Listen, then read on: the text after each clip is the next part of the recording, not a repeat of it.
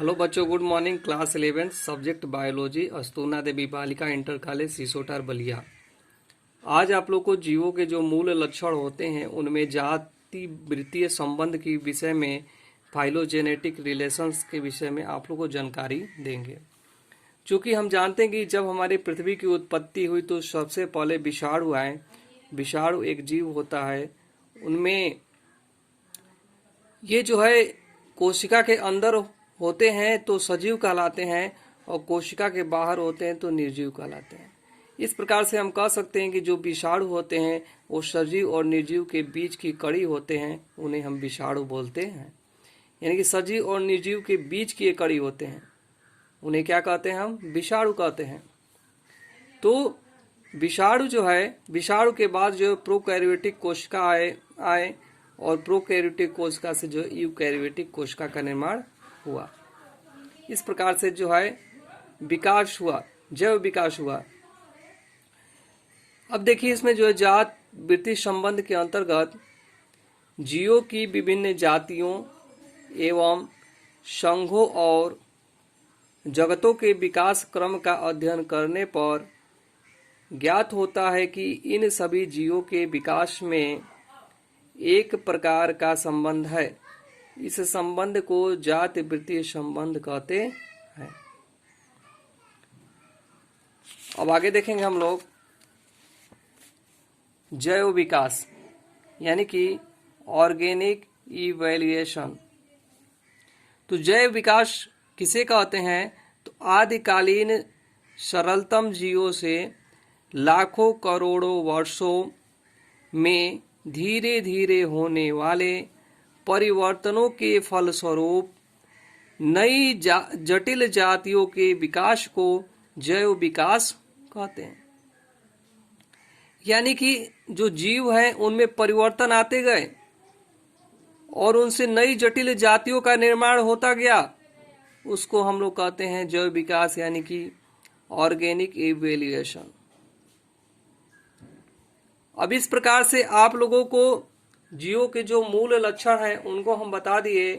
अब जो है जीवों के 5 जगत होते हैं, 5 किंगडम्स ऑफ ऑर्गेनिज्म।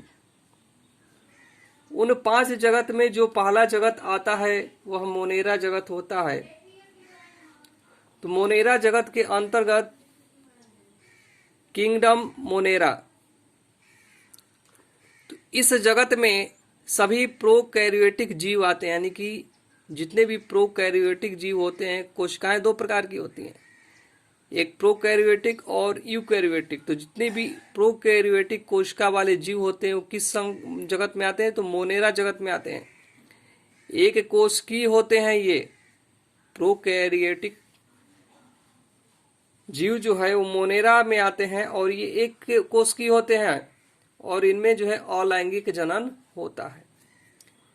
इसका एग्जाम्पल हम लोग देखेंगे तो जीवाणु हैं, साइनोबैक्टीरिया है, आर्कीबैक्टीरिया है, नीलहरित शैवाल है, माइकोप्लाज्मा है। तो आगे देखेंगे हम लोग मोनेरा जगत की मुख्य विशेषताएं। तो जो मोनेरा जगत की विशेषताएं होती हैं उसके अंतर्गत हम जो पहला देखेंगे, सभी मोनेरा कोशिकाएं सूक्ष्मदर्शिक होती है, यानी कि इनको सूक्ष्मदर्शी की सहायता से ही देखा जा सकता है। दूसरा, ऊर्जा यानी कि प्रकाश स्वपोषी, यानी कि इनमें जो है ऊर्जा प्राप्त करने के लिए जो नील हरित शैवाल होते हैं वह स्वपोषी होते हैं और प्रकाश संश्लेषण का क्रिया करते हैं। और इसी मोनेरा जगत में रासायनिक अभिक्रियाओं से मुक्त ऊर्जा रासायनिक स्वपोषी प्रोसित की सहायता से ये CO2 का अपचयन करते हैं। यानी कि इनके अंतर्गत रासायनिक पोषित जीव भी आते हैं। इसके बाद कई मोनेरा विषम पोषी होते हैं। विषम पोषी के अंतर्गत परजीवी तथा मृतोपजीवी भी आते हैं। कुछ मोनेरा सहजीवी साइमोबायोटिक होते हैं। यानी कि हम कह सकते हैं कि पोषण विधि सबसे ज्यादा मोनेरा जगत में पाया जाता है। यदि पूछा जाएगा कि सबसे ज्यादा पोषण विधि किस जगत में पाए जाते हैं, तो हम लोग उसका उत्तर देंगे कि मोनेरा जगत, क्योंकि इनमें जो है प्रकाश स्वपोषी भी होते हैं, रासायनिक स्वपोषी भी होते हैं, ये विषम पोषी के अंतर्गत परजीवी एवं मृतोपजीवी भी होते हैं और सहजीवी भी होते हैं। इस प्रकार से हम कह सकते हैं कि जगत मोनेरा में पोषण विधि सबसे अधिक पाई जाती है। आज के लिए इतना ही। अगले दिन के क्लास में आगे की इसकी चीजें बताई जाएंगी। तब तक के लिए धन्यवाद।